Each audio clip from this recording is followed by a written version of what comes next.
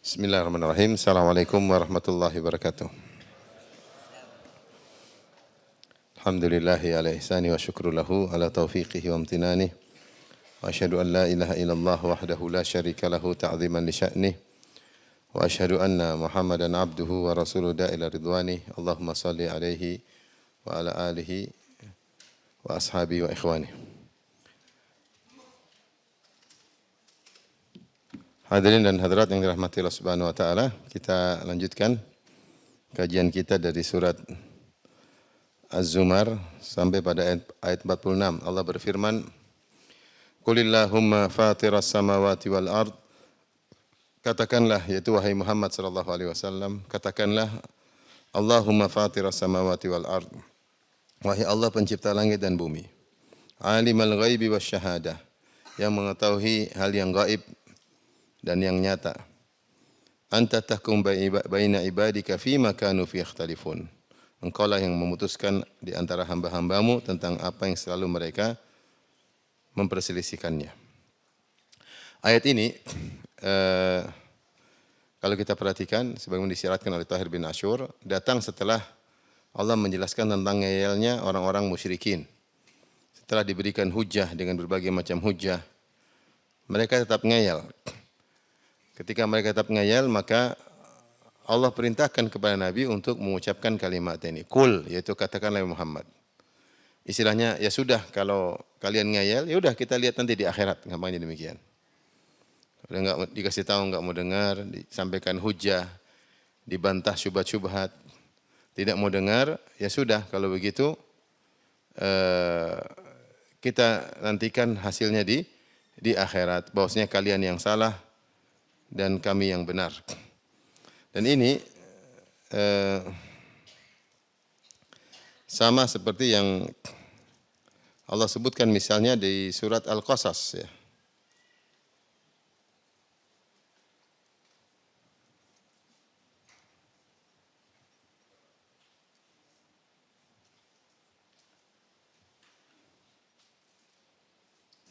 Saya carikan ayatnya. Di surat Al-Qasas ya. Bukan surat Al-Qasas, surat An-Naml, mohon maaf. Surat An-Naml surat 27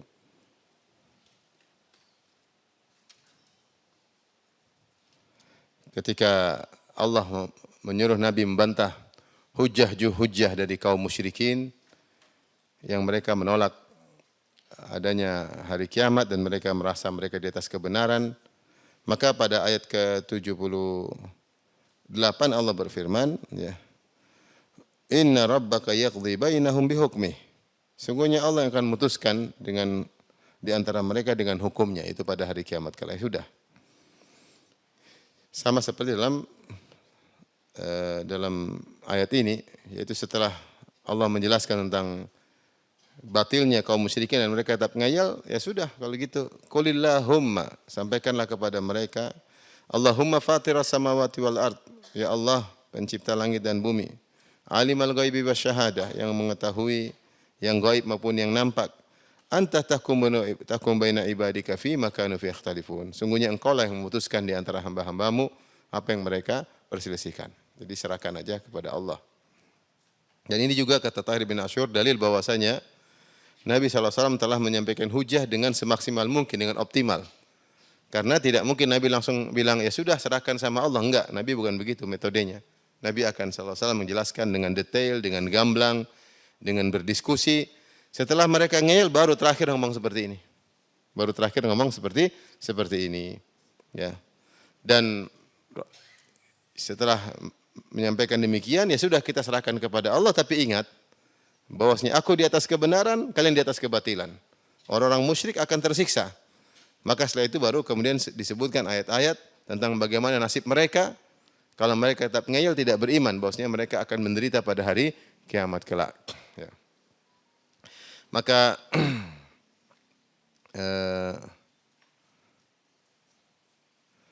Maka ketika Nabi menyampaikan atau Allah menyuruh Nabi menyampaikan ayat ini, ya, bukan maksudnya seperti dipahami oleh orang liberal, seperti saya sudah sampaikan di awal tafsir surat Az-Zumar. Mereka mengatakan bahwasanya kebenaran adalah relatif, tidak ada yang mengetahui tentang hakikat kebenaran, yang tahu hanya Allah. Karena Allah mengatakan inna rabbaka yafsilu bainahum yaumal qiyamah, ya, Allah yang akan memutuskan misalnya, ya, inna rabbaka yaqdi bainahum bihukmih, sungguhnya Allah yang akan menghukum dengan hukumnya pada hari kiamat. Sekarang kita enggak tahu mana yang benar mana yang salah, ya.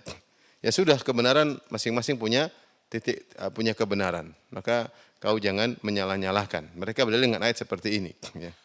Sebenarnya dalam ayat ini, ya, antahkamu baina ibadika, engkau yang menghukum di antara hamba-hambamu. Ini salah paham dari orang liberal. Karena kebenaran itu tidak relatif tapi absolut. Tapi maksud dari ayat ini, ya, kalaupun seperti yang mereka pahami, maka maknanya yang tahu kebenaran adalah Allah. Ya.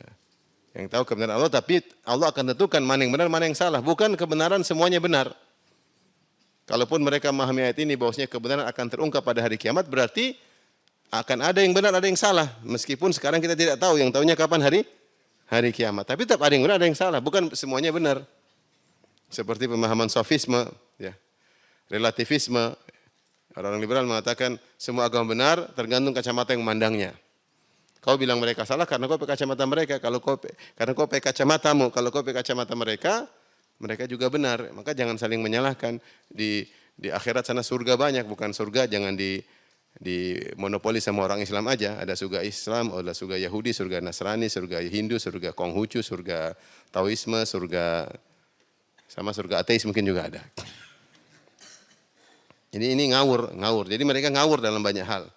Pertama, kengawuran mereka. Ayat ini sebagai, kalaupun sesuai dengan mereka pahami, bukan menunjukkan tidak ada yang benar, tetapi ada yang benar, tapi Allah akan kabarkan nanti pada hari kiamat. Apalagi kita tahu ayat ini adalah ayat, maksudnya ya sudahlah, maksudnya ya Nabi kalau mereka ngeyel sampaikan kepada mereka. Tapi kalian yang salah, yang salah. Buktinya seperti dalam surat Az-Zumar. Setelah Allah berfirman, walau anna lilladzina dzalamu ma fil ardi. Kalau seandainya orang musyrikin menebus diri mereka pada hari kiamat dengan seluruh isi dunia, Allah tidak akan menerima. Berarti maksudnya kalian akan salah, yang benar adalah kami. Tapi kalau kalian ngeyel sekarang tidak mau terima, nanti hari kiamat kalian pasti terima bahwasanya kalian yang salah, kami yang benar. Sama seperti dalam ayat surat An-Naml, Allah mengatakan, inna rabbaka yaqdi bainahum bihukmi. Allah yang akan memutuskan dengan hukumnya. Tapi setelah itu Allah berfirman, ya, wa innaka la tusmi'ul mauta. Kau tidak bisa beri petunjuk kepada orang mati. Mereka sudah mati ya Rasulullah. Kau ngomong apapun enggak bakalan dengar. Maksudnya kalian salah. Ya. Jadi susah orang liberal kalau nafsir dengan hermeneutika, asal sesuai dengan kemauannya, ngawur, secara bahasa juga ngawur, tidak melihat konteks sebelum dan sudahnya, jadi ngawur. Jadi intinya, ayat ini menunjukkan Rasulullah sudah berdakwah dengan semaksimal mungkin. Tapi mereka ngeyel, ya sudah, nanti lihat di hari kiamat. Kami yang benar, kalian yang salah. Ini disebut oleh Syekh Sa'di juga dalam tafsirnya, seperti firman Allah Subhanahu wa taala, "Hadzani ikhtasamu fi rabbihim, falladzina kafaru qutti'at lahum thiyabun min nar, ya, yusabbu min fawqi ru'usihimul hamim, yusharu bihi ma fi butunihim wal julud, wa lahum maqami'un min hadid." Kata Allah, inilah dua kelompok yang sedang bertikai tentang Rabb mereka. Yaitu mereka bertikai, satu bilang begini, satu bilang begini, satu musyrik, satu muwahhid. Mereka sedang bertikai, tapi bagaimana keputusannya pada hari kiamat? Falladzina kafaru qutti'at lahum thiyabun min nar. Adapun orang kafir yang merasa di atas kebenaran, maka akan dibuat baju buat mereka dari api. Allah akan bikin baju mereka dari api. Entah bagaimana bentuk model bajunya, fashion model apa, wallahu alam. Tapi akan dibuat dari apa? Api, bukan dari kain. Falladzina kafaru qutti'at lahum thiyabun min nar. Yusabbu min fawqi ru'usihimul hamim. Setelah itu kepala mereka akan dituangkan dengan air yang sangat panas. Mereka akan minum air tersebut. Yusharu bihi ma fi butunihim. Yang air panas tersebut akan mencabik-cabik usus mereka. Dan juga akan mencabik-cabik kulit mereka. Walahum maqami'un min hadid. Dan mereka akan dipukul juga pakai palu-palu dari besi pada hari kiamat kelak. Maksudnya terjadi perselisihan tentang Rabb. Sebagaimana kita sekarang. Kita berselisih tentang Tuhan, dengan Yahudi berselisih tentang Tuhan, tentang Allah. Dengan orang Hindu kita berselisih tentang pencipta. Dengan orang Nasara kita berselisih tentang Tuhan. Allah punya anak atau tidak. Berselisih atau tidak? berselisih. Tapi keputusannya ada pada hari kiamat kelak. Kalau kalian ngayal, ada keputusannya pada hari kiamat. Dan keputusannya kita yang benar, mereka yang salah. Karena kita menyuruh kepada tauhid, mereka menyuruh kepada kesyirikan. Tapi kita sekarang jelaskan tentang ayat ini. Ini maksudnya kenapa ayat ini didatangkan adalah untuk sebagian ulama mengatakan tasliyah, untuk menghibur Nabi. Ya Rasulullah, mereka ngeyel, biarin aja lah.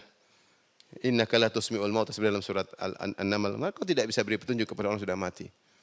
Sudah mati mau diapain? Hati sudah mati. Ya sudah, tunggu aja nanti hari kiamat. Jadi ya Allah menyampaikan, sudah, kau sudah maksimal, sudah optimal, sudah cukup. Sampaikan kepada mereka seperti itu, ya. Ya.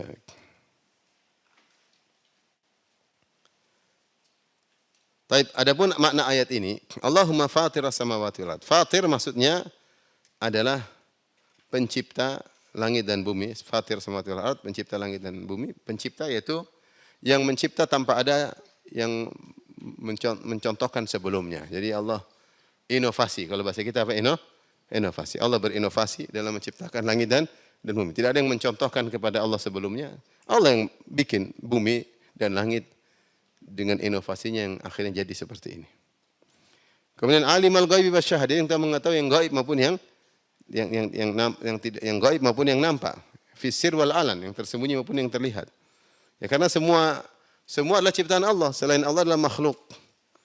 Langit dan bumi, semua yang berada dalamnya, ya, malaikat, jin, manusia, hewan-hewan, tumbuhan, makhluk apapun, ya. Semuanya Allah tahu. Kenapa? Karena Dia yang menciptakan. Ya, ala ya'lamu man khalaq. Bukankah yang menciptakan tahu tentang yang Dia ciptakan? Tentunya iya. Bahkan sebelum Allah ciptakan, Allah sudah merencanakan dan Allah sudah tahu apa yang terjadi semuanya. Jadi konsekuensi dari Allah pencipta langit dan bumi beserta isinya berarti Allah mengetahui yang gaib maupun yang nampak. Beda dengan kita hanya tahu apa yang kita lihat. Banyak gaib yang tidak kita ketahui. Ini apa namanya? Doa Nabi SAW yang dibuka dengan pujian terhadap Allah Subhanahu wa taala tentang sifat rububiyahnya dan sifat asma sifatnya, tentang tauhid rububiyah dengan tauhid asma sifat. Anta tahkumu baina ibadika, engkaulah yang menjadi hakim di antara hamba-hambamu. Di sini Allah tidak berkata, Rasulullah tidak mengatakan antahkum baina bainana, engkau adalah hakim antara kami. Antara kami itu antara kami dan orang musyrikin, ya. Tapi dirubah dengan kata baina ibadika, di antara hamba-hambamu. Kenapa? Karena memang benar Allah adalah hakim antara Nabi dan Abu Jahal CS, tetapi bukan cuma antara Nabi dan Abu Jahal, ya, semua permasalahan di alam semesta Allah akan menjadi hakim, karena Allah akan menyidang seluruh manusia pada hari kiamat. Siapapun kita di dunia punya permasalahan. Kita masuk dalam persidangan dunia, kita menang atau kita kalah, nanti akan sidang ulang. Nanti akan ada sidang ulang. Sekarang banyak persidangan, ada yang dimenangkan, ada yang dikalahkan. Masing-masing tidak puas. Yang dikalahkan merasa tidak puas, yang dimenangkan juga mungkin puas, ya. Atau mungkin kurang, tambahin lagi.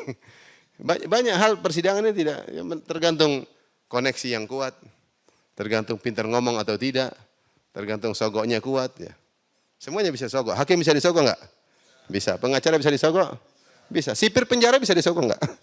Mungkin dia di penjara dia ketawa-ketawa. Ya, nah, penjara dia pulang dia keluar lagi dari penjara. Semuanya bisa disogok. Sekarang zaman sogok. Semua bisa disogok. Banyak keputusan yang tidak puas. Ketika terjadi pengadilan di dunia belum selesai. Allah akan menyidang ulang seluruh permasalahan yang pernah terjadi di dunia ini. Kita dengan siapapun. Jangankan kita, hewan pun akan disidang. Makanya ketika dalam hadis Abu Dzar, Rasulullah SAW melihat ada dua kambing saling bertanduk, kata Nabi kepada Abu Dzar, ya Abu Dzar, ya, tahukah engkau limadha tantatihan? Ya, atadri limadha tantatihan? Kenapa dua kambing ini saling bertanduk? Kata Abu Dzar, la adri. Saya tidak tahu ya Rasulullah. Kata Rasulullah SAW, walakinna Allah yadri. Tapi Allah tahu kenapa mereka ceritanya kok bisa saling bertanduk. Dua kambing saling bertanduk, apakah rebutan makanan, ataukah rebutan akhwat, atau rebutan apa, kayak kekuasaan. Kambing juga ada masalah. Kambing ada masalah enggak? Ada. Atau ingin nunjukkan kekuatannya, itu kambing tanduknya kecil, kita ingin tunjukkan. Atau iseng-iseng, banyak. Orang ganggu orang itu banyak sebabnya. Kata Abu Dzar, saya nggak tahu. Memang sebabnya saya nggak tahu kenapa kambing ini satu nanduk yang lain. Kata Nabi, walakin Allah yadri. Tapi Allah tahu. Wa sayaqdi bainahuma, dan Allah akan menyidang mereka berdua. Subhanallah. Kalau kambing hanya disidang, apalagi kita. Jadi kita banyak di dunia banyak masalah. Masalah terkadang di sidang pun akan diulangi sidangnya. Kalau belum disidang apalagi kita ribut sama orang, akan ada persidangan. Tidak perlu ada jaksa penuntut umum, nggak perlu. Tidak ada lawyer layar, nggak ada. Yang ada cuma siapa? Allah yang menghukum. Tidak bisa belok kanan, belok kiri. Semua bukti telah tertulis. Catatan amal tertulis, malaikat tidak ada yang salah dalam menulis. Makanya di sini Nabi tidak berkata, atau dalam Al-Quran tidak disebutkan, anta tahkumu bainana, engkau adalah hakim di antara kami antara kami dengan Abu Jahal. Enggak, karena Allah hakim pada semuanya, bukan permasalahan Nabi dengan Abu Jahal saja, tapi seluruh manusia akan dihakim oleh Allah. Makanya Allah mengatakan, anta tahkumu baina ibadika, engkaulah yang akan menghakimi di antara perselisihan hamba-hambamu seluruhnya. Fima kanu fi ikhtalifun, pada perkara yang mereka perselisihkan. Dan ternyata lafal seperti ini adalah salah satu doa yang Rasulullah ucapkan ketika bangun malam. Ya. Aisyah ditanya, karena Aisyah yang tahu bagaimana salat malam Nabi, para sahabat tidak tahu kalau di rumah seperti apa. Aisyah radhiyallahu anha ditanya, bi ayyi syai'in kana Rasulullah sallallahu alaihi wasallam yaftatihu salatahu idza qama minal lail. Rasulullah sallallahu kalau bangun malam, apa doa istiftahnya? Dia buka dengan doa apa? Maka Aisyah berkata, kana idza qama minal lail iftataha salatahu.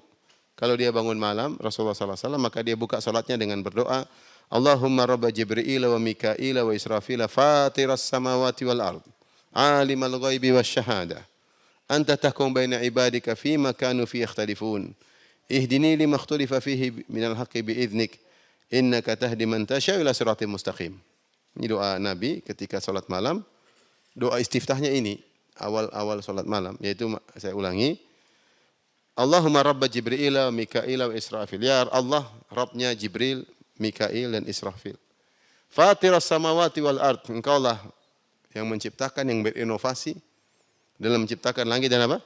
Dan bumi. Tidak ada yang mencontohkan engkau dalam menciptakan. Engkau menciptakan dengan inovasimu. Fatiras samawati wal ard, alimul ghaibi wasyahada, dan engkau mengetahui yang gaib maupun yang nampak, karena engkau pencipta semuanya. Jin, malaikat, semuanya yang ciptakan siapa? Allah. Karena kau yang ciptakan, kau tahu semuanya. Alimul ghaib wasyahada. Anta tahkum baina ibadika fima kanu fi yakhtalifun. Engkau lah yang menghukum di antara hamba-hambamu yang mereka sedang berselisih. Baru datang permintaan. Ihdini lima ikhtalifa fihi minal haqqi biiznik. Tunjukkanlah aku terhadap apa yang mereka perselisihkan.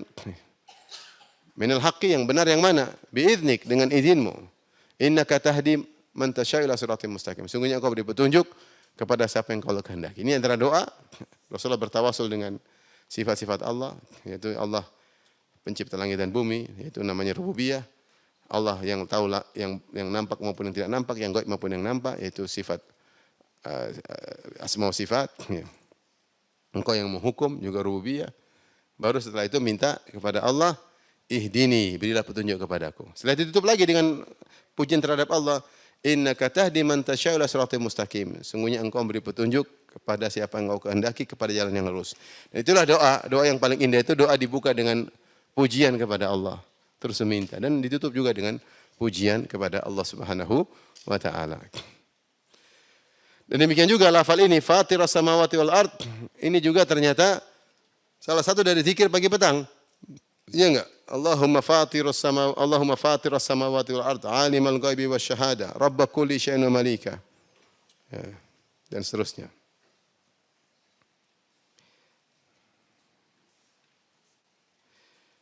Oleh karenanya ini fatiras samawati wal ard, alimal ghaibi wasyahada, ini adalah salah satu pujian kepada Allah yang Rasulullah ucapkan dalam salat malam dan juga dalam zikir pagi petang.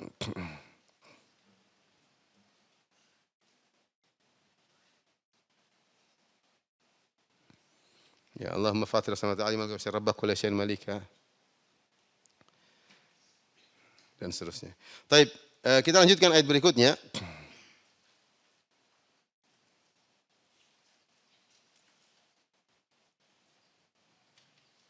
Ini ternyata hadis Abu Bakar, Abu Bakar ya. Abu Bakar berkata, "Ya Rasulullah, alimni ma aqulu idza asbahtu wa idza amsait." Ya Rasulullah, ajarkanlah apa yang aku ucapkan ketika pagi hari dan ketika petang hari. Itu zikir pagi petang. Dan ini di antara berkahnya doa-doa Nabi, maksudnya para sahabat tidak ngarang doa sendiri. Mereka tanya, mereka sering tanya, Rasulullah doanya apa? Rasulullah doanya. Padahal mereka bisa bahasa Arab enggak? Kalau kita ngarang doa susah. Kalau mereka jago bahasa Arab. Tapi mereka selalu nanya, ya Rasul doanya apa? Doanya apa? Jadi mereka ingin Nabi yang ngajarin. Nah, sekarang malah orang bikin doa sendiri, doanya Nabi mereka buang. Itu masalahnya.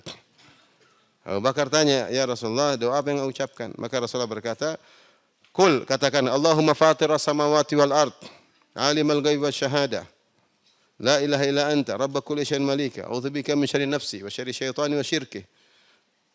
Naktarifa ala nafsi su'an, aw aktarifa nafsi su'an, aw jarrah ila muslim. Ini maksudnya ini doa zikir pagi petang yang sering kita baca pagi maupun petang. Jangan lupa ya. Rabb kulli syai'in malika asyhadu alla ilaha anta a'udzubika min syarri nafsi. Ya Allah, aku berlindung kepada Engkau dari buruknya jiwaku. Ya. Wa syarri syaitani wa syirkih, dan berlindung dari buruknya syaitan dan pasukannya, syirki itu anak buahnya. Wa an aqtarifa ila nafsi su'an, atau aku membuat keburukan pada diriku, au ajurrah ilal muslim, atau aku buat keburukan pada orang lain. Jadi di pagi hari dan malam hari, sore hari kita berlindung dari keburukan jiwa, yaitu kejahatan internal, faktor internal. Kemudian keburukan syaitan dan anak buahnya, faktor eksternal. Dan jangan sampai saya bermaksiat, apalagi njurumusin orang, zalimi diri sendiri maupun zalimi orang lain. Maka ini doa jangan kita lupakan di pagi hari maupun di petang hari, doa yang Nabi ajarkan kepada Abu Bakar As-Siddiq. Tapi kita lanjutkan ayat berikutnya. Allah berfirman, Walau anna lilladzina zalamu ma fil ardi jami'a wa mithlahu ma'ahu laftadaw bihi min su'il adzabi yaumal qiyamah.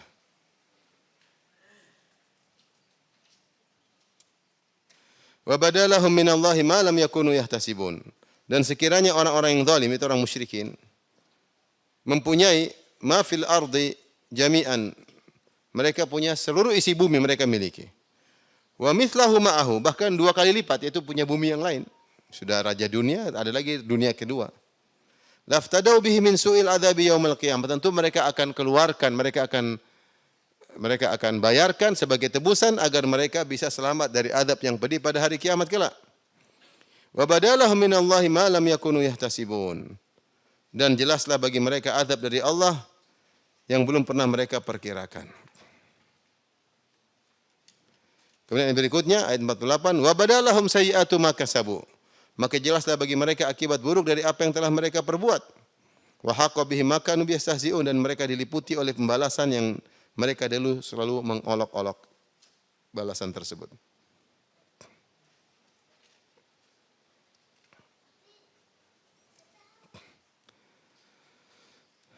Taib,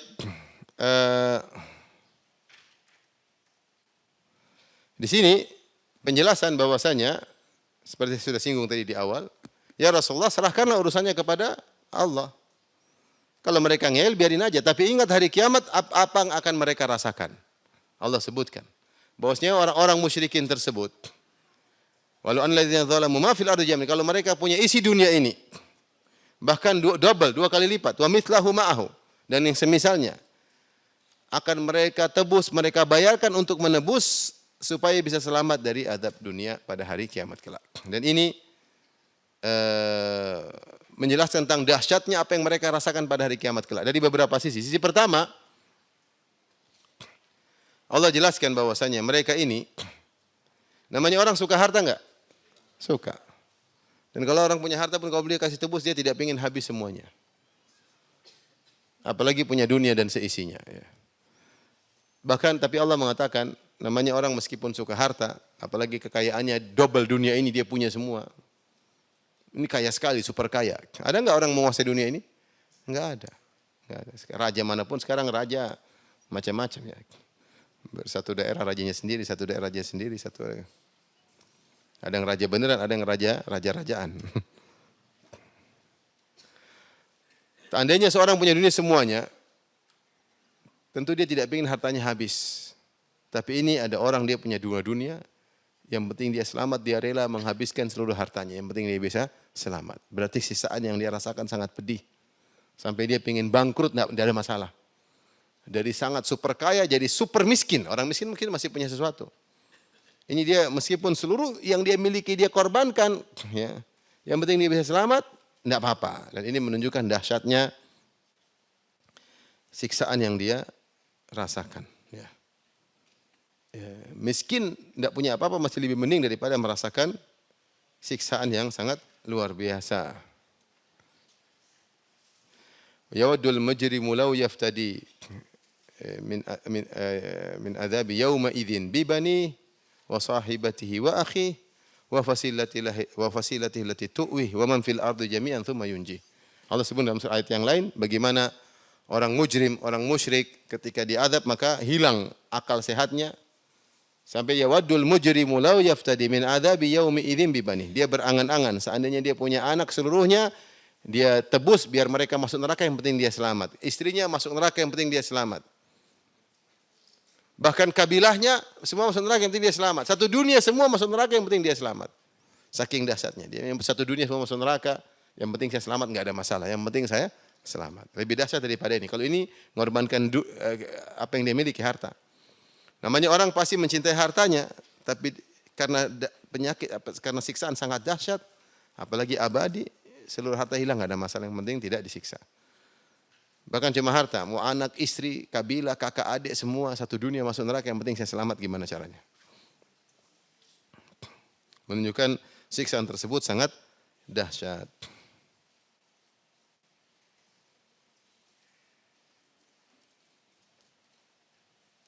Su'il adab, ini termasuk dari idhafah sifah ilal mausuf, yaitu maknanya min al-adhabi sayyi'. Jadi azab yang sangat buruk, azab yang buruk.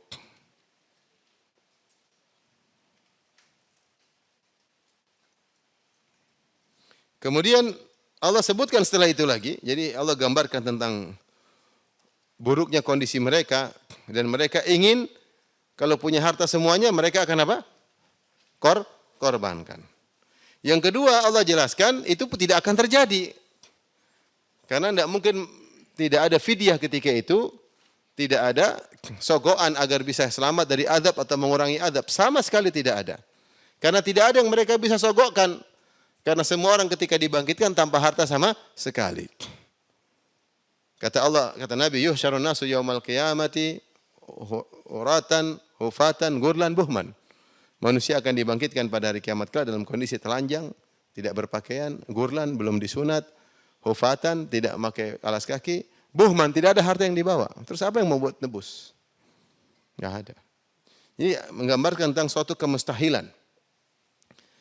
Jadi kalaupun mereka punya harta tidak akan terima dan ternyata mereka tidak punya apa-apa untuk menebus. Kemudian yang kondisi ketiga yang atau sisi ketiga yang menjadikan mereka semakin mengerikan, Allah mengatakan wa badalahum minallahi ma lam yakunu yahtasibun. Dan nampak dari mereka pada mereka maka nampaklah terhadap mereka dari Allah apa yang tidak pernah mereka duga sebelumnya. Wah, ini ngeri nih, apa yang ngeri? Artinya Nabi mengatakan, Abu Jahal CS, nanti hari kiamat kau akan menemukan hal-hal yang di luar dugaanmu. Itu berupa siksaan-siksaan yang luar di dugaanmu. Tidak mereka duga ternyata siksaan sangat dahsyat. Cukup Allah mengatakan mereka akan menemukan yang tidak mereka duga. Itu pikiran kita macam-macam. Apa ya? Pokoknya ngeri. Enggak usah dijelasin. Pokoknya apa? Ngeri.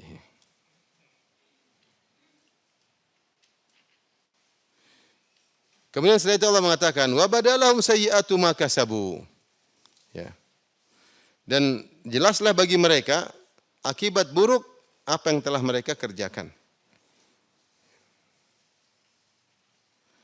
Semua yang mereka kerjakan akan nampak pada hari tersebut. Dampaknya pasti ada. Tidak. Wa ma rabbuka bidzallami lil abid. Allah tidak menzalimi hamba-hambanya. Oleh karenanya wa may ya'mal mithqala dzarratin khairan yarah wa may ya'mal mithqala dzarratin syarran yarah. Keburukan sekecil apapun akan ada dampaknya pada hari kiamat tersebut. Kebaikan sekecil apapun akan ada hasilnya pada hari kiamat kelak. Ya bunayya innaha in takum mithqala habbatin min khardalin fatakun fi sakhratin aw fis samawati aw fil ardi ya'ti biha Allah. Kata Luqman kepada anaknya, wahai anakku, apapun yang kau kerjakan, kebaikan atau keburukan, meskipun sekecil biji sawi. Fatakun fi sakhrah, kau sembunyikan dalam batu. Batu siapa yang lihat? Dalam mana ada batu dalam biji dalam batu. Tapi seandainya kau bisa menyembunyikan biji sawi tersebut dalam batu. Aw fis samawati, atau kau lemparkan ke luar angkasa. Enggak ada yang bisa melihat saking jauhnya. Ya. Aw fil ard, atau kau benamkan dalam bumi, ya'ti biha Allah, Allah akan datangkan.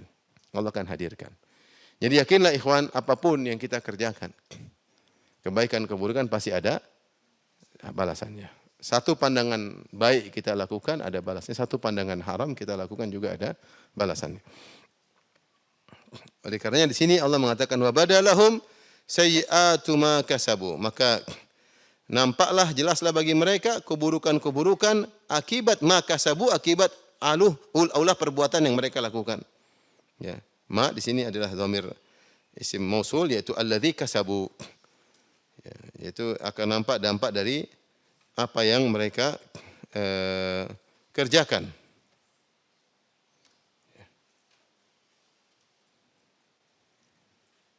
Kemudian kata Allah wa haqa bihim ma kanu bihi yastahzi'un. Dan apa yang dulu mereka ejek-ejek akan meliputi mereka. Maksudnya azab neraka jahanam. Mereka dulu kan ngejek Nabi SAW. Mana ada azab, mana ada azab. Mana siksa. Suruh datangkan siksa sekarang. Ajil lana qitana qabla yaumil hisab. Ya Rabb kami, azab kami. Jangan tunda-tunda hari kiamat. Masih kelamaan. Sekarang aja azab kami. Jadi mereka dulu sombong. Ya. Kata mereka, Rabbana ajil lana qitana qabla yaumil hisab. Ya Rabb kami, jangan. Itu Muhammad bilang katanya nanti hari kiamat diadab. Ya Rabb, ya Allah, enggak usah hari kiamat. Sekarang aja ya Allah kalau memang itu benar kata Muhammad. Jadi mereka ngejek, apa itu neraka? Apa kata Abu Jahal ngejek zakum? Inna syajarata zakum, ta'amul athim. Sungguhnya zakum makan bagi pendosa. Apa kata Abu Jahal tentang zakum? Mana zakum Muhammad? Zakum itu korma ajwa. Ini kita bagi-bagi. Kita kalau kita makan rame-rame kita makan zakum itu. Jadi ngejek zakum gitu. Jadi kita bagi-bagi kita makan. Kita berlezat-lezat makan zakum. Dan dia ternyata benar ya. Dia akan berlezat-lezat makan apa? Zakum. Ngeri. Lagi satu lagi katanya alaiha tis'ata asyar. Sungguhnya di neraka ada 19 pengawalnya atau penjaga neraka. Cuma 19 kata Abu Jahal. 10 saya sendiri, sisi 9 kalian bagi-bagi, aman. Saya lawan 10 sendirian. Mereka ngejek tentang apa? Neraka. Maka di sini Allah mengatakan wa haqa bihim ma kanu bihi yastahzi'un. Maka akan siksaan api neraka meliputi mereka yang dulu mereka ngejek tentang api neraka. Dzuqu ma kuntum taksibun ya. Dzuqu adzaban nari alladzi kuntum bihi tukadzibun dalam Al-Qur'an. Fadzuqu adzaban nari alladzi kuntum bihi tukadzibun. Ya, rasakanlah azab neraka yang dulu kalian dustakan.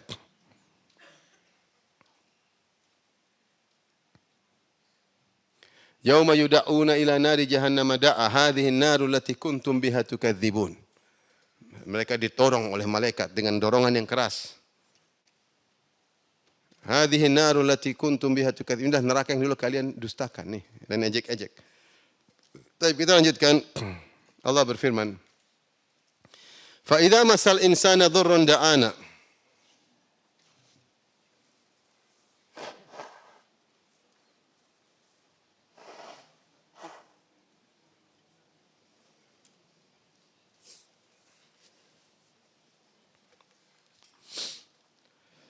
Allah Subhanahu wa taala berfirman ayat berikutnya 49. Fa idza massal insana dhurrun da'ana. Allah ceritakan tentang bagaimana manusia itu. Kalau mereka ditimpa dengan bahaya, dengan kemudaratan, mereka berdoa kepada kami. Dan ini sifat orang musyrikin. Mereka Abu Jahal, CS juga demikian. Abu Jahal, Abu Lahab, Walid bin Mughirah, Utbah bin Rabi'ah, Syaibah bin Rabi'ah, Umayyah bin Khalaf, Ubay bin Khalaf, Uqbah bin Abi Mu'aid, semua tokoh-tokoh, Amr bin Wud, semua tokoh-tokoh musyrikin. Mereka kalau ditimpa kesulitan, mereka berdoa kepada Allah. Kata Allah, wa idza raqibu fil fulki da'allaha mukhlishina lahuddin falamma najam ilal barri idza hum yusyrikun. Kalau mereka sedang berlabuh di lautan dihantam dengan ombak besar, mereka ikhlas berdoa kepada Allah. Tatkala mereka diselamatkan, mereka musyrik kembali.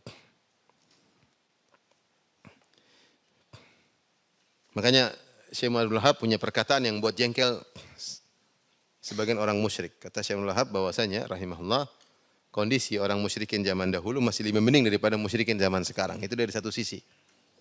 Orang musyrikin zaman dahulu, Abu Lahab, Abu Jahal, kalau mereka terdesak, mereka minta kepada siapa? Allah Subhanahu wa taala. Dulu kakeknya Nabi, Abdul Muttalib, ketika datang Abraha ingin menyerang Ka'bah, dia enggak minta kepada berhala-berhala. Dia mengatakan Allahumma wa ya Allah, langsung kepada Allah. Ya. Semua orang punya rumah yang dia jaga, famna rihalak, maka jagalah rumahmu. Ya. Sungguhnya orang-orang ahli salib mereka datang ingin menghancurkan rumah, maka hancurkanlah mereka. Dia berdoa kepada siapa? Kepada Allah. Dia tidak berdoa kepada Lata, Uzza, Manat, Hubal, enggak. Jadi musyrikin dalam kondisi terdesak mereka minta kepada Allah. Abu Jahal ketika perang Badar, dia berdoa kepada siapa? Kepada Allah. Allah abadikan dalam Al-Qur'an. Allah abadikan dalam Al-Qur'an. Ini ayat tentang orang musyrikin Arab loh. Ini yang kita baca surat Az-Zumar tentang musyrikin apa? Arab. Abu Jahal ketika perang Badar dia berkata, Allahumma ayyuna aqta'alu lirrahim wa atana bima lam na'rif ahin hal ghadat. Ya Allah, antara aku dengan Muhammad, siapa yang lebih memutuskan silaturahmi dan siapa yang mendatangkan ajaran baru yang kami tidak kenal, binasakanlah dia hari ini. Itu doanya siapa? Abu Jahal yang Allah abadikan dalam Al-Qur'an dalam surat Al-Anfal. Kata Allah Subhanahu wa taala, "In tastaftihu faqad ja'akumul fath." Kalau kalian minta keputusan dari Allah, maka sungguh telah datang keputusannya. Datang dalam hadis yang hasan di tafsir ayat ini. Abu Jahal juga berdoa. Rasulullah berdoa dalam doanya, ya, Allahumma in tuhlik hadhil isabah falan tu'bad. Ya Allah, anjis wa'dak. Kata Nabi, ya Allah, wujudkanlah janjimu ya Allah. Kalau kau binasakan kami, kau tidak akan diadab. Nabi sedang berdoa, Abu Jahal juga berdoa. Doanya kepada siapa Abu Jahal ketika itu? Bukan kepada Hubal, bukan kepada Lata, bukan kepada Uzza. Kepada siapa? Allah. Sebenarnya Abdul Muttalib ketika Abraham menyerang, dia berdoa kepada Allah Subhanahu wa taala. Dan ini kata Allah, fa idza masal insana dhurrun da'ana. Kalau manusia itu maksudnya orang musyrikin. Kalau mereka timpa dengan kesulitan, mereka berdoa. Sampai firman Allah tadi, wa idza raqibu fil fulki Allah mukhlishin lahuddin. Kalau mereka ditimpa bencana ketika di lautan, mereka ikhlas berdoa kepada Allah. Sementara sebagian orang zaman sekarang dalam kondisi genting malah pergi, ya Abdul Qadir Jailani, ya Wali Fulan, ya Sunan, ya Habib Fulan, ya Habib Fulan, ya ini. Malah lupa sama Allah Subhanahu wa taala. Dari sisi ini, Syaikhullah mengatakan orang dulu lebih baik daripada sekarang. Dari sisi ini. Orang jengkel. Emang kami Abu Jahal lebih baik daripada kami? Enggak, maksudnya dari sisi ini. Orang-orang dahulu kalau mereka terdesak mereka minta kepada Allah. Sebagian orang sekarang kalau terdesak malah minta kepada mayat. Di YouTube ada. Bagaimana? Ya Syekh Al-Arab, ya Ahmad Badawi, ya Syekh Al-Arab. Orang Mesir, perempuan Mesir. Datang ke kuburan Ahmad Al-Badawi dan berkata, ya fulan, hilangkanlah kesulitanku, sembuhkanlah anakku. Subhanallah. Seandainya itu diucapkan kepada Allah tentu lebih indah. Diucapkan kepada manusia yang tidak bisa apa-apa, yang tidak bisa menyembuhkan dirinya sendiri. Makanya kadang-kadang orang-orang udah ini otak nggak jalan sebenarnya, orang sufi kadang-kadang otaknya nggak jalan. Seperti waktu musim corona, kalau kalian pengen sembuh, gampang corona supaya selamat nih, tempel foto Kiai Fulan di rumah aman. Ini Kiai sudah mati. Padahal Kiai ini matinya jelas sekarang juga ada di YouTube. Dia dulu sakit, pergi berobat, terus mati. Dia aja nggak bisa menyembuhkan dirinya. Gue mau menolak corona gimana? Saya kadang-kadang nggak jalan. Makanya Imam Syafi'i mengatakan sufi kalau belajar pagi hari sebelum siang sudah otak udah nggak jalan. Sufi-sufi yang ngawur maksudnya, sufi-sufi ekstrem. Tapi di sini Allah menyebutkan fa idza massal insana dhurrun da'ana. Kalau manusia ditimpa mudarat mereka berdoa kepada kami. Tsumma idza khawwalnahu ni'matan minna qala innama utitu ala ilmin. Kemudian setelah kami berikan kepadanya kenikmatan, kemudian dia lupa diri, dia berkata, sungguhnya aku diberi nikmat itu karena kepintaranku. Dia lupa. Kata Allah, bal hiya fitnah. Justru itu fitnah. Ujian. Walakinna aktsarahum la ya'lamun. Akan tapi kebanyakan mereka tidak mengetahui. Qad qala alladziina min qablihim. Yang ucapkan seperti itu bukan cuma dia aja. Sudah orang-orang sebelumnya sudah bergenerasi-generasi banyak yang seperti itu. Kalau dapat nikmat bilang karena saya pintar. Fama agna anhum ma kanu yaksibun. Dan tidak akan berguna bagi mereka apa yang sudah mereka usahakan. Baik. Di sini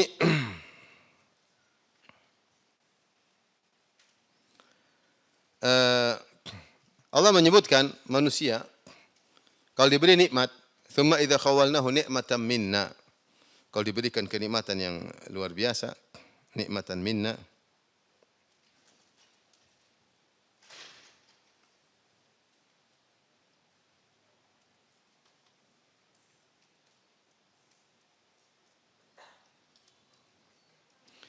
Qala, maka dia berkata, innama utituhu ala ilm. Aku diberikan karena aku punya ilmu. Di sini ada tafsir yang mengatakan karena saya pandai.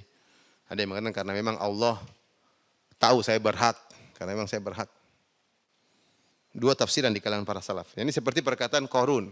Qarun berkata, innama utituhu ala ilmin indi. Aku ini bisa kaya karena saya punya ilmu indi yang saya miliki. Ada kalimat indi. Ada pun dalam ayat ini tidak ada kalimat indi. Indi itu maksudnya di sisiku. Dalam ayat ini, innama utituhu ala ilm. Aku dikasih kekayaan ini karena aku berilmu.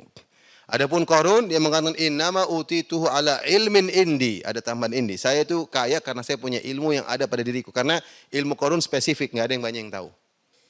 Adapun kalau keumuman orang, ilmu dagang-dagang semua orang tahu, tapi Qarun dia pandai banget. Sehingga seakan-akan ilmu dia yang lain enggak punya, cuma dia sendiri. Cuma dia semakin sombong lagi daripada keumuman orang. Maka dia tambah innama utituhu ala ilmin indi. Saya jago kaya ini karena ada ilmu yang ada pada diriku. Karena ilmu ini tidak ada yang tahu. Beda kalau yang keumuman ilmu dagang semua orang juga bisa berdagang. Semua orang memancing bisa mancing, semua orang bisa jadi dokter juga bisa banyak. Qala innama utituhu ala ilmin. Saya ini kaya karena saya dapat nikmat karena saya punya ilmu. Ini penafsiran pertama. Penafsiran kedua, innama utitu ala ilmin, saya ini punya diberi kenikmatan karena ala ilmin, itu ala ilmin minallah, karena Allah tahu bahwasanya memang saya berhak dapat kekayaan ini. Dan ini semua menafikan syukur kepada Allah Subhanahu wa taala. Karena seakan-akan memang saya berhak dapatkan nikmat tersebut, padahal kita tidak punya hak sama sekali. Ya, apa sih yang mau kita andalkan sehingga kita bilang Allah harus kasih saya rezeki? Tidak ada. Semua karunia dari Allah Subhanahu wa taala. Kapan kita merasa saya berhasil karena ilmu saya? Ini sudah tidak bersih. Namanya ujub. Namanya apa? Ujub. Kapan kita bilang memang saya berhak karena Allah tahu siapa saya? Sama saja. Kamu siapa emang? Tukang maksiat. Terus mau bilang memang saya spesial makanya Allah kasih saya daripada yang lain, itu sama. Berarti kita mengatakan seakan-akan saya berhak dapat rezeki karena Allah tahu saya memang berhak, yang lain tidak. Ini sama. Ini semua menafikan syukur kepada Allah Subhanahu wa taala. Yang benar, sebagaimana perkataan Sulaiman alaihissalam, hadza min fadli rabbi. Ini adalah karunia dari Rabbku. Selesai. Ini bukan dari aku, tapi murni karunia dari Allah. Liya beluani aashkuru am akfur, untuk mengujiku, saya bersyukur atau saya kufur. Makanya Allah bantah sini. Kata Allah, bal hiya fitnah. Rizki itu kedudukan, kekayaan, jabatan, ketenaran, popularitas, semua nikmat-nikmat dunia adalah fitnah, ujian. Untuk menguji bersyukur atau kufur. Walakinna aktsarahum la ya'lamun, akan tapi kebanyakan mereka tidak mengetahui. Banyaknya manusia ketika diberi rezeki, mereka tidak mikir ini adalah ujian. Mereka bilang ya memang saya jago atau memang saya berhak pantas. Mereka tidak bilang ini ujian depan saya. Sedikit orang yang merasakan bahwa ini ujian. Bahwasanya kekayaan yang dia miliki ujian, kesehatan, kebugaran tubuh yang dia miliki adalah ujian, jabatan yang didapati adalah ujian, rumah mewah yang dia miliki adalah ujian. Istri cantik yang dia miliki juga apa? Ujian. Anak-anak juga ujian. Suami juga ujian ya. Ketampanan wajah ujian. Paras cantiknya seorang wanita juga apa? Ujian. Semua ujian. Semua kekayaan itu adalah ujian. Kebanyakan orang bilang ujian kalau itu musibah. Ya enggak? Kalau namanya kekayaan enggak ada yang bilang ujian. Padahal Allah mengatakan ini ujian. Bal hiya fitnah. Kekayaan yang kau dapatkan itu adalah fitnah, ujian. Tapi kebanyakan orang tidak tahu. Makanya Allah tekankan setelah itu. Qad qala halladzina min qablihim. Bukan cuma kau aja yang ngomong seperti ini, bukan cuma Qarun aja. Sebelum kamu, sebelum Qarun dan seterusnya dulu zaman-zaman orang dahulu juga ngomong yang sama. Kalau dapat nikmat mereka bilang ya karena saya jago. Karena saya berdagang, karena saya ini, lupa bahwasanya semua murni karunia dari Allah. Dan setiap orang dapat nikmat dia tidak bilang ujian, dia bilang ujian kalau sakit baru bilang apa? Ujian. Kebanyakan orang kalau dapat nikmat tidak bilang ujian, tapi ya rezeki. Tapi padahal semuanya ujian. Kemiskinan, kekayaan adalah ujian. Kullu nafsin dha'iqatul maut wa nabluukum bisyarri wal khairi fitnah wa ilaina turja'un. Kami akan menguji kalian dengan kesenangan maupun kesulitan sebagai ujian dan kalian akan dikembalikan kepada kami. Fama aghna anhum ma kanu yaksibun. Maka tidaklah berguna bagi mereka apa yang mereka usahakan. Mereka punya harta banyak, tidak berguna, tidak bisa menyelamatkan mereka sama sekali di akhirat. Tidak ada faedahnya. Jabatan yang tinggi, anak buah yang banyak, bodyguard yang banyak, harta yang banyak. Apakah menolong mereka pada hari kiamat? Enggak. Kalau tidak digunakan untuk amal soleh, percuma. Percuma. Jabatan kalau tidak dijadikan untuk amal soleh, hanya membinasakan. Harta kalau tidak dijadikan untuk amal soleh, hanyalah membinasakan. Badan yang kuat kalau tidak digunakan untuk amal soleh, hanya membinasakan. Makanya saya takjub dengan perkataan Al-Ghazali. Dia mengatakan, ketika berbicara tentang hari kiamat, matahari jarak 1 mil. Kata dia, semua orang yang di dunia dahulu berkeringat-keringat untuk taat kepada Allah, maka pada hari tersebut tidak berkeringat. Artinya fisiknya yang kuat, dia gunakan di jalan Allah. Entah untuk beramal soleh, entah untuk puasa, entah untuk bangun malam, entah untuk berbakti kepada orang tua, untuk mencari nafkah, menjalankan perintah Allah. Maka dia akan berkurang keringatnya ketika matahari jarak 1 mil. Tapi banyak orang berkeringat di dunia bukan karena Allah. Keringat untuk hal yang tidak ada faedahnya atau ini duniawi doang. Maka tidak ada pengaruhnya pada hari kiamat. Jadi kenikmatan yang mereka dapatkan, kata Allah, fama aghna anhum ma kanu yaksibun. Maka tidak akan bermanfaat bagi mereka, tidak bisa menolong mereka apa yang telah mereka usahakan.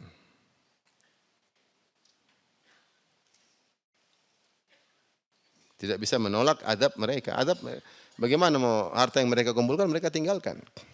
Bagaimana untuk nyogok malaikat, nyogok Allah hari kiamat? Nggak bisa. Setelah itu Allah berfirman, fa asabahum sayyi'atu ma kasabu. Maka mereka ditimpa oleh akibat buruk apa yang telah mereka lakukan di dunia. Kezaliman, kesombongan, keangkuhan, kesyirikan. Kemudian kata Allah, walladzina dzalamu min haula'i. Demikian juga orang-orang zalim di antara mereka, maksudnya penduduk Mekah.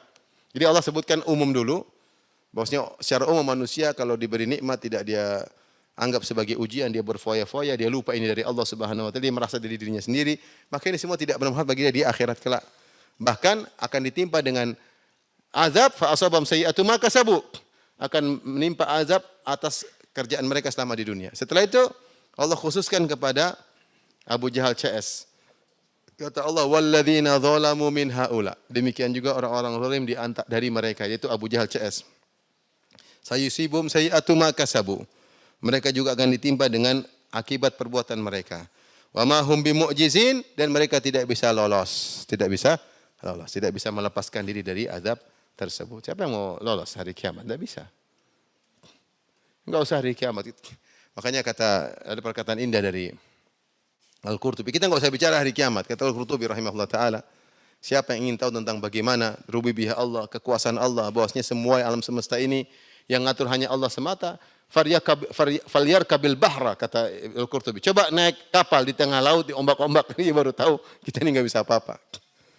Antum tanya sama orang-orang yang bawa kapal-kapal besar, mereka enggak yang bawa kapal sampai 400 meter. Saya kemarin ketemu dengan kawan yang dia salah satu kapten atau pengurus kapal yang besar. Kalau di tengah laut enggak bisa apa-apa kita. Bisa apa? Ombak yang begitu kuat, pasrah, kadang mesin mati, selesai enggak bisa apa-apa. Itu baru di laut, kita enggak bisa macam-macam. Ya. Jadi kalau sudah di di udara. Kalau di udara mungkin nggak sempat mikir atau meledak. Ya kan nggak bisa tahu-tahu jatuh. Dalam hitungan detik, menit mati. Tapi kalau di laut benar-benar kalau ombak goyang, wah gini, wah, mesin mati nggak bisa, kapal terbawa, kapal karang, wah itu butuh waktu mungkin berhari-hari sebelum mati. Masih siapa yang menjelajahi lautan, dia tahu bahwasanya dia ini bukan siapa-siapa. Apalagi di hari kiamat. Maka fama wa ma hum bimu'jizin, mereka tidak bakalan mampu menggagalkan azab Allah. Mereka tidak akan lolos, mereka tidak akan selamat dari azab Allah. Setelah itu Allah berfirman. Kita tutup ayat pembahasan kita ayat terakhir 52. Awalam ya'lamu, tidakkah mereka tahu? Subhanallah. Banyak mereka enggak tahu. Makanya Allah mengatakan awalam ya'lamu. Tidaklah mereka mengetahui annallaha yabsutur rizqa liman yasha'u wa yaqdir. Allah lapangkan harta kepada siapa yang Allah kehendaki. Miskin, beriman enggak beriman, kafir, mukmin, terserah Allah. Wa yaqdir, ada yang Allah lapangkan, ada yang Allah sempitkan, terserah Allah. Bukan karena dia jago, bukan karena dia berilmu, bukan karena enggak, Allah kasih siapa saja. Ada orang berusaha dapat harta, ada yang berusaha juga enggak dapat harta. Itu urusan Allah semata. Inna fi dzalika laayatil liqaumin yu'minun. Yang demikian itu ada tanda-tanda kebesaran Allah bagi orang yang beriman. Subhanallah. Kita renungkan ayat ini. Orang beriman kata Allah seharusnya tahu tentang Allah kasih rizki, ternyata banyak pelajaran. Namun yang tidak bisa nanggap kecuali hanya orang beriman. Makanya Allah mengatakan inna fi dzalika laayatin liqaumin yu'minun. Yang demikian itu Allah kasih kaya miskin. Ada tanda-tanda kebesaran Allah bagi siapa? Orang yang beriman. Orang kafir tidak melihat itu. Orang kafir tidak merenungkan titik ini. Nah, apa poin kita lihat rezeki? Ada yang dikasih kaya, kasih miskin. Ternyata subhanallah kita tahu bahwasanya rezeki itu semata-mata dari Allah. Buktinya apa? Buktinya saya sebutkan tadi satu. Ada yang berusaha semaksimal mungkin kerja keras tapi hartanya sedikit. Ada yang cuma duduk-duduk nongkrong tahu-tahu hartanya banyak. Ya enggak? Benar enggak? Ada yang lahir miskin terus kaya, ada yang sejak lahir sudah kaya. Bapaknya kaya raya, lahir langsung kaya. Saya ada punya kawan 2 orang kaya. Satu miskin dulu, satu langsung kaya. Kita bertemu bertiga. Yang miskin bilang, Ustadz, beda lah saya dengan dia. Dia lahir langsung kaya, Ustadz. Saya miskin dulu, makanya beda. Sama-sama kaya. Jadi subhanallah, orang beda-beda. Ini menunjukkan yang mengatur rezeki ada. Kita tuh melakukan sebab karena sebab akibat aja. Tapi akibat yang menentukan siapa? Allah. Buktinya ada yang berusaha kerja banting tulang, dibanting orang juga enggak kaya-kaya. Ada yang duduk santai kaya raya, subhanallah. Rezeki rahasia. Ada yang kafir dikasih rezeki, ada yang kafir yang miskin. Ada yang beriman, imannya tinggi, malah duitnya malah sedikit.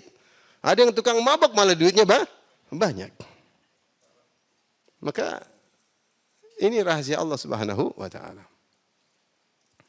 Kemudian di antaranya Allah Subhanahu wa taala memberi rezeki terkadang ujian, kadang bal hiya fitnah, ini ujian. Lihat Qarun dikasih rezeki lupa diri. Lupa diri, akhirnya sombong, akhirnya angkuh. Fa kharaja ala qaumi fi zinatih, maka dia keluar lagi pameran kekayaan di hadapan kaumnya. Fi zinatih, dengan kekayaannya, pakaiannya indah, anak buahnya. Kemudian Allah benamkan. Orang beriman tahu. Subhanallah, orang beriman sadar ternyata dia dijadikan miskin itu karunia. Lihat. Kalau enggak dia kayak Qarun. Dalam surat Al-Qasas Allah berfirman. Jadi ketika Qarun lagi sombong-sombongnya, orang-orang mengatakan, kami coba kamu kalau seperti Qarun. Innahu ladzu hadzin azim, seandainya kami dikasih harta seperti Qarun, wah Qarun itu luar biasa dapat. Mereka pingin seperti Qarun. Ternyata ketika Qarun terbenam, mereka berkata, apa kata Allah? Fa asbahal ladzina tamannaw makanahu bil amsi wa ka'anna Allah yabsutur rizqa liman yasha'u min ibadihi wa yaqdir. Laula an manallahu alaina la khasafa bina. Kata mereka, sungguh benar orang beriman. Setelah mereka sadar lihat Qarun tenggelam, kata Allah, jadilah orang yang kemarin pingin seperti Qarun kaya, akhirnya berenung dan berfikir. Ternyata benar yang ngatur harta itu Allah Subhanahu wa taala, miskin kaya itu urusan Allah Subhanahu wa taala. Laula an manallahu alaina, kalau bukan Allah kasih kami anugerah jadi miskin, tentu kami sudah dibenamkan seperti apa? Qarun. Jadi mereka sadar bahwasanya miskin itu anugerah. Seandainya kalau mereka tidak miskin, mungkin mereka sudah lupa diri seperti Qarun. Jadi antum yang miskin sabar. Bisa jadi itu anugerah. Tidak semua orang kaya bisa kuat. Ya. Innal insana la yartaqa ara'ahu stagna. Manusia itu lupa diri, melampaui batas tatkala dia sudah merasa kaya. Ya akhi, kalau kita dibuka dunia, dibuka kekuasaan, dibuka fitnah-fitnah terbuai, kita mungkin enggak kuat, kita mungkin hancur. Antum miskin enggak ada cewek-cewek dekati. Coba kalau antum pakai mobil mewah, supirnya 2. Sebelakang semua cewek mendekat meskipun antum pesek, jelek, hitam orang. Pasti digoda dengan wanita. Alhamdulillah enggak ada yang goda. Miskin. Maksudnya ujian luar biasa. Jadi oleh karenanya mereka sampai sadar, mereka mengatakan laula an manallahu alaina. Sungguh Allah beri anugerah kepada kami. Anugerahnya apa? Tidak dijadikan kaya seperti Qarun. Orang yang beriman mikir, benar juga. Makanya Allah mengatakan, walau basatallahu rizqa li ibadihi labaghaw fil ard. Walakin yunazzilu biqadari ma yasha. Kalau Allah bentangkan rezeki kepada hambanya, mereka akan melampaui batas. Ngawur, sombong, angkuh, berbuat zalim. Tetapi Allah turunkan sesuai dengan kadarnya. Yang ngatur rezeki Allah Subhanahu wa taala.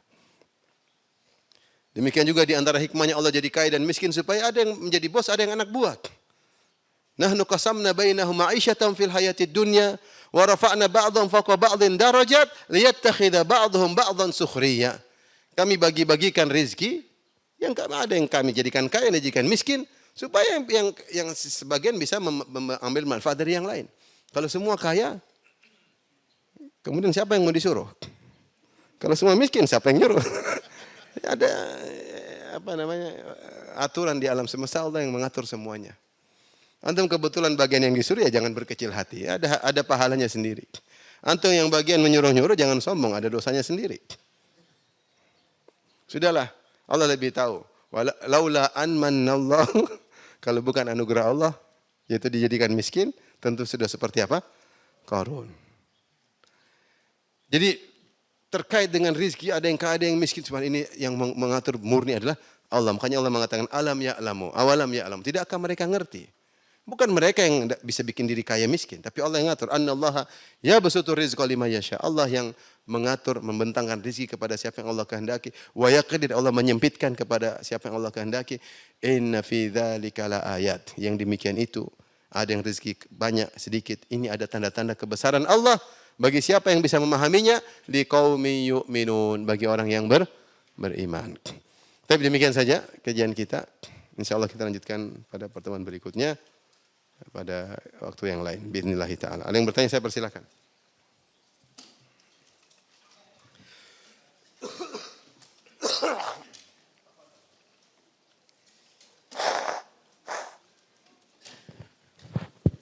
Bismillahirrahmanirrahim. Assalamualaikum warahmatullahi wabarakatuh. Jazakallah Ustaz atas yang disampaikan hari ini. Izin bertanya Ustaz, antara sikapnya Qarun dan para musyrikin Quraisy di mana mereka merasa nikmat yang mereka dapatkan itu karena ilmu mereka, bagaimana kita berusaha untuk itu tidak membedakan antara sombong dalam hati dengan merasa percaya diri Ustaz. Kadang-kadang kita kan misalkan ambil pekerjaan atau ambil amanah yang kita yakin kita bisa Ustaz. Kadang takutnya dalam hati kegeser malah niatnya ini jadi ngerasa kita punya ilmu makanya kita bisa gitu Ustaz. Enggak apa-apa, kita tuh yang penting tinggal sandarkan kepada Allah. Ya Allah, Allah berikan saya ilmu. Ilmu ini Allah titipkan buat saya. Insya Allah saya bisa. Itu. Jadi tinggal sandarkan, selesai. Selesai. Ngerti? Ya, itu aja, tinggal sandarkan kepada Allah. Misalnya ada seorang ikhwan mau ngelamar akhwat. Insya Allah saya diterima. Insya Allah Allah bikin saya ganteng. Insya Allah. Insya Allah.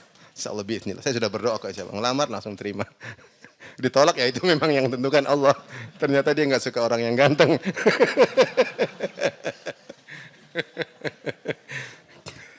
Seperti kisah Umar bin Khattab ketika dia ketemu dengan istrinya yang sangat muda, yaitu Nailah bintul Farafisah. Umar sudah tua sekali dan kemudian rambutnya sudah berguguran, dia aslak, botak. Dia agak malu-malu ketika masuk di kamar, dia buka sorbannya, dia bilang jangan menyedihkanmu botak kepalaku. Sungguhnya di balik botak ini ada ilmu yang kau sukai. Apa kata istrinya? Saya termasuk perempuan yang suka laki-laki botak. Masya Allah.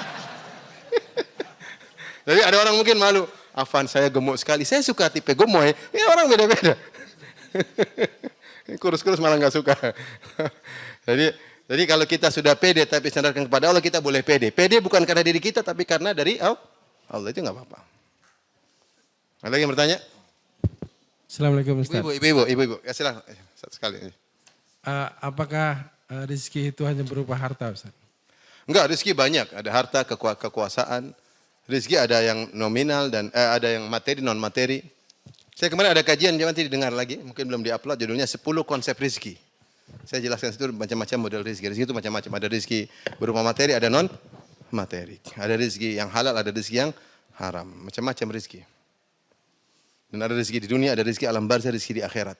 Antum yang tidak kebaikan rezeki dunia, mudah-mudahan bagian rezeki di alam barzah banyak. Tidak semua yang dapat rezeki banyak di dunia, jatahnya di akhirat banyak, belum tentu. Yang punya rezeki banyak yang sombong, khawatirnya jatah di akhirat sedikit. Enggak ada yang tahu. Ibu-ibu ada yang bertanya, ibu-ibu? Silakan. Mana mic-nya enggak kedengaran? Kasih mic. Hah? Kertas. Oh. Ini semua ibu-ibu ya?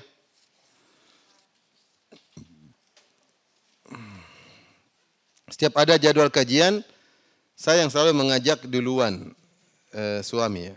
Saya ngajak suami duluan. Apa yang termasuk ujian saya sebagai istri? Oh, kita semua diuji. Ujian ringan ya, tinggal ngajak aja, yang penting dia berangkat. Lebih diuji dia ajak nggak mau berangkat, itu lebih ujian lagi.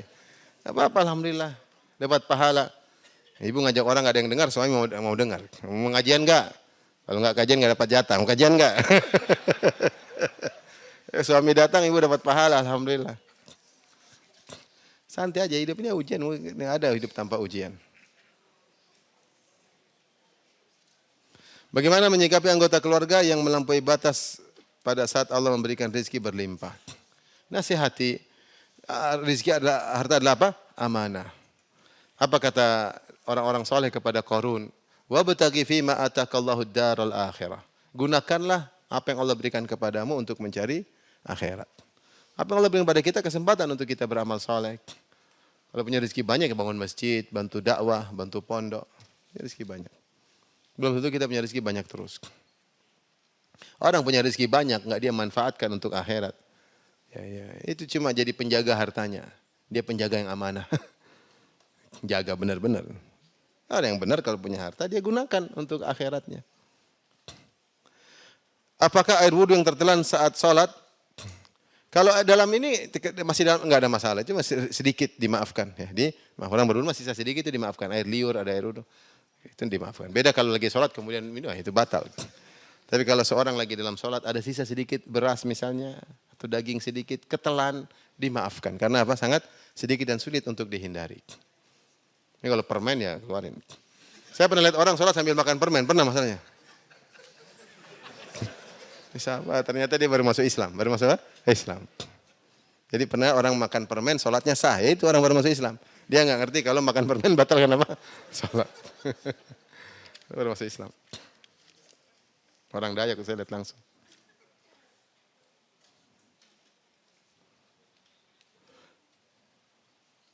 Hasbiyallahu la ilaha illahu alaihi tawakkaltu wa huwa ala kulli syai'in qadir. Ini kumpulan ya, hasbiyallah boleh. La ilaha illahu juga boleh, alaihi tawakkal. Tapi kalau zikir khusus seperti ini, saya enggak tahu zikir rangkaian seperti ini apakah ada sunnahnya, saya enggak tahu ya. Wallahu alam. Tapi kalau maknanya masing-masing zikirnya potong-potongnya benar. Ustaz, bagaimana mengatasi diri yang sedang futur? Ingat mati, insya Allah enggak futur. Saya mati sore ini bagaimana? Ya. Banyak utang belum bayar. Ya. Hak-hak orang belum saya tunaikan. Kalau saya mati, selesai. Kalau kita ingat mati, insya Allah kita tidak futur. Salah satunya. Selanjutnya kemudian paksakan diri untuk bertemu dengan orang soleh. Ya, kalau kita ketemu, kita akan ingat apa? Akhirat. Paksakan diri untuk baca Al-Quran. Bagaimana kalau ada seorang akhwat dicat oleh seorang laki yang bukan mahram? Bagaimana seharusnya kita bersikap? Chat nggak ada masalah kalau memang tidak menimbulkan fitnah, tapi kebanyakan chat bisa menimbulkan apa? Fitnah. Ya sudah diblokir. Kalau ini bingung fitnah, goda-goda, blokir ya. Blokir atau lapor suami, mas ini ada yang chat-chat kayak begini gimana mas? Ya, dilapor sama, jangan biarkan fitnah itu luar biasa. Fitnah ikhwan akhwat itu sangat luar biasa. Orang tidak pandang bulu. Ya. Dia bilang saya sudah tua, nggak mungkin dia suka sama saya. Ternyata ada aja yang suka ya. Orang macam-macam ya. Ada orang usia wanita 40 lebih, ternyata terfitnah dengan pemuda yang masih muda. Ya. Ini ada suka yang tua-tua juga begitu. Macam-macam orang. Pokoknya kalau itu haram jangan kita lakukan. Bertakwa kepada Allah. Demikian saja kajian kita.